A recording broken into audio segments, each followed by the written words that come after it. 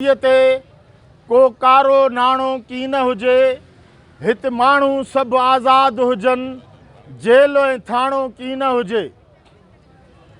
मुंहिंजूं अमड़ियूं भेनरूं, मुंहिंजूं न्याणियूं, मुंहिंजा दोस्तो भाइरो कामरेड साथियो, जिए सिंध जिए पोरियत।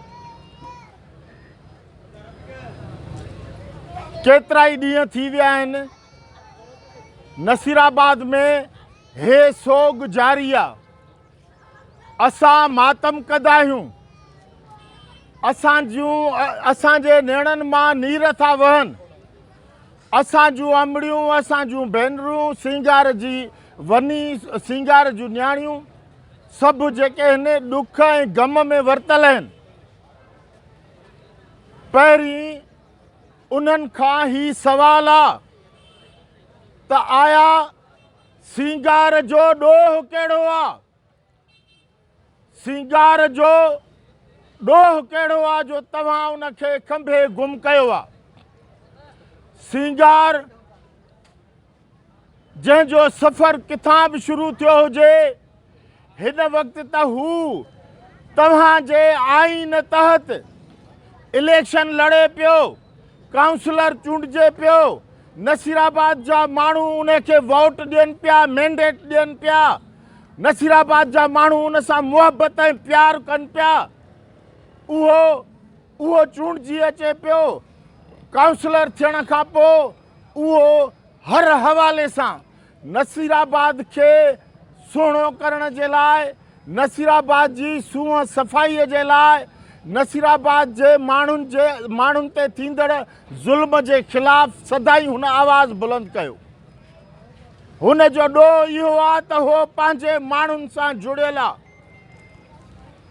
सिंगार जो ॾोह इहो आहे त हो पंहिंजे पोरियतनि सां जुड़ियल आहे, मज़दूरनि सां जुड़ियल आहे, औरतुनि सां जुड़ियल आहे, ॿारनि सां जुड़ियल आहे, शागिर्दनि सां जुड़ियल आहे, नौजवाननि जे तहरीक सां जुड़ियल आहे। नसीराबाद में जेके बि लिटरेचर फेस्टिवल लॻनि या ॿियूं एक्टिविटीज़ थियनि, मूं हमेशह सिंगार खे अॻियां अॻियां ॾिठो।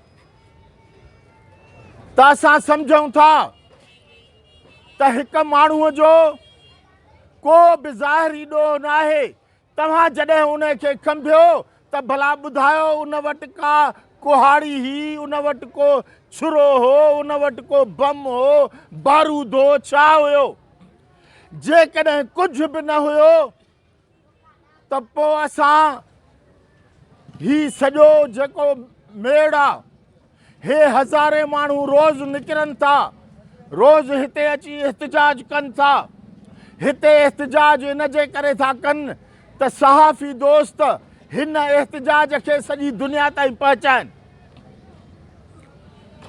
त असां वरी बि इहो चवंदासीं त सिंगार जॾहिं बेॾोही आहे, सिंगार जो को बि ॾोह न आहे। ख़ुदि तव्हांजे कानून ऐं आइन तहत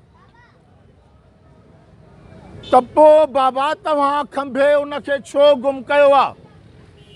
उन खां सवाइ ॿी जेका ॻाल्हि आहे त हे पहिरियों वाक़ो कोन्हे नसीराबाद में, या ही पहिरियों वाक़ियो न आहे खंभिण जो सॼी सिंध में। हे त ॾहाकनि खां सिलसिलो हलंदो थो अचे, पर हिन वक़्त ताईं कंहिं हिक बि माण्हूअ ते को केस साबित कोन थियो आहे। त असां चई सघूं था त जेके खंभिया विया उहे त बेॾोही थी वापसि था अचनि। त पोइ हे खंभिण जो सिलसिलो छा लाइ? किन चयो अदा नसीराबाद में पठाण मरी वियो आहे। मां थो चवां त बाबा कश्मीर में 11 चाचड़ पहिरियां मरी विया, 3 चाचड़ पोइ मरी विया। हिकिड़ो बि जागीराणी गिरफ़्तार कयो अथव जेके FIR में नॉमिनेट आहिनि? जेकॾहिं उहे गिरफ़्तार नथा करे सघो त पोइ हिते अंदाज़ा लॻाए ऐं तव्हां जमहूरियत पसंद अॻुवाणनि खे, तव्हां जेको आहे सो काउंसलरनि खे, तव्हां हिते जे माण्हुनि जे मुहाफ़िज़नि खे, नसीराबाद जे सालार ऐं सूंहं खे, सिंगार खे छो खंभियो आहे? असीं हीअ घुर था कयूं, असां हीअ घुर था कयूं त सिंगार पुरअमन माण्हू आहे।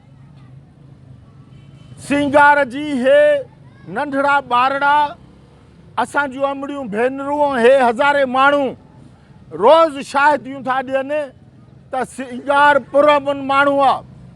सिंगार हमेशह हमेशह पंहिंजे शहर जे लाइ सियासत कई आहे ऐं जिदोजहद कई आहे। उन जे करे असां मुतालबो था कयूं त फौरी तौर ते सिंगार खे आज़ादु कयो, सिंगार खे पंहिंजे ॿचड़नि सां मिलणु ॾियो। इहा तव्हां इंसानी हक़नि जी जेका लताड़ शुरू कई आहे, महिरबानी करे उहा बंदि कयो। महिरबानी।